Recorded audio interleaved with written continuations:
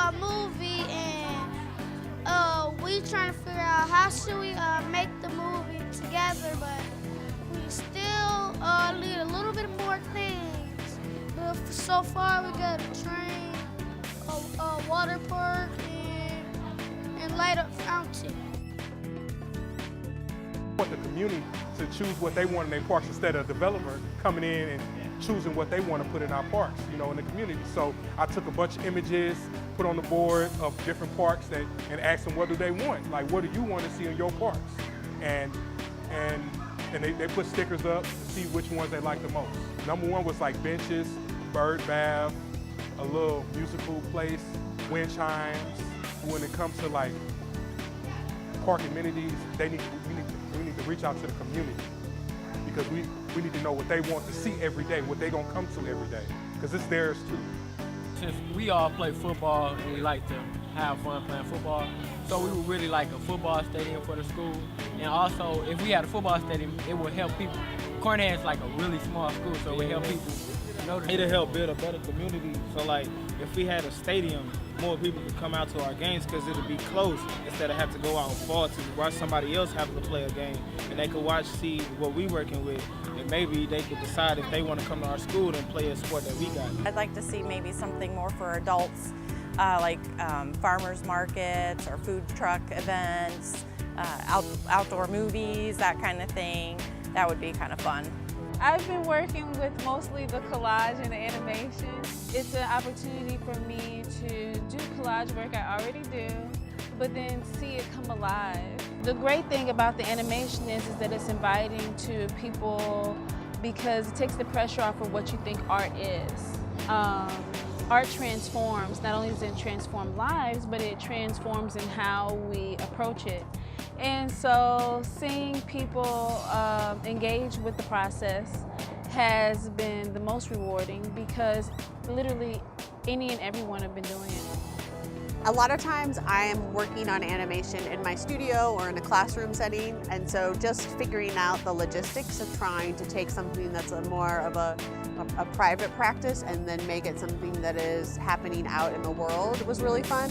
And through that, I worked with some kids that just loved animation, and that was really neat to be able to share that experience with them, and just to see them going from kind of curiosity to like understanding it. And then we even had one student that was teaching people. So that to me is a success and a win.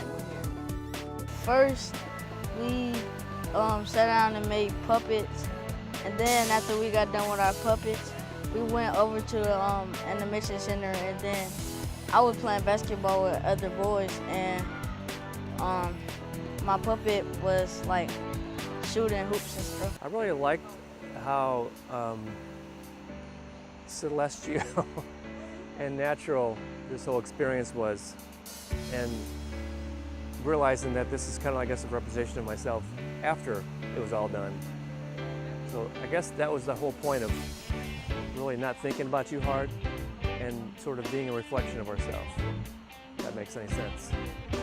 When I created my puppet for the animated part, I transformed into a 12-year-old girl again. And it was so much fun. It was therapeutic. I utilized all my creativity and I had fun with it. So now we're going to take it to another level, and I see the puppet that I cut out and drew and colored on. I'm going to see that on a computer screen and see it move around. And I'm excited about that as an adult and as a kid. I have a young child, and I also grew up in the neighborhood since a youngster. And I think it's a nice neighborhood, and it can use like some fixing up, some sculptures and things to just let people know that it's more life to it. I chose the wind maker and all the little music symbols because, like I said, I got a 4-year-old, and he loved the beat and pound and make noise. And all the parks don't have a lot of things except the swings and the monkey bars for kids to play on, but the little kids, they like other stuff, you know what I'm saying, making noise, and you know what I'm saying, it just look nice in the park. It's like decorating your home, you decorate the park. You and to give the kids an open mind to other things to do in the park besides the swing and the monkey bars and stuff like that. This has been really exciting because we're definitely getting a lot of kid input.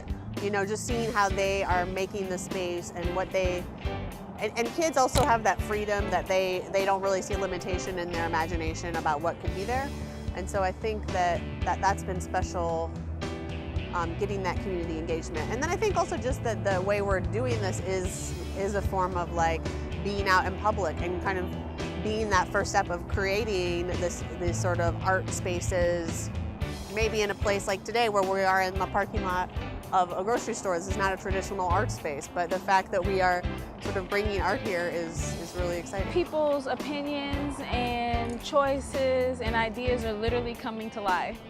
So you might hear me say that a couple of times. It's so exciting to see the twinkle in the eye of the adult that does animate, you know, and there's adults who've made a puppet and their faces come alive and the idea of potential is there and the idea of progression is there, and we're able to capture it in a creative way. And so Animate My Park is natural, but it's also getting to be a part of the process of the vision for everybody involved at all levels.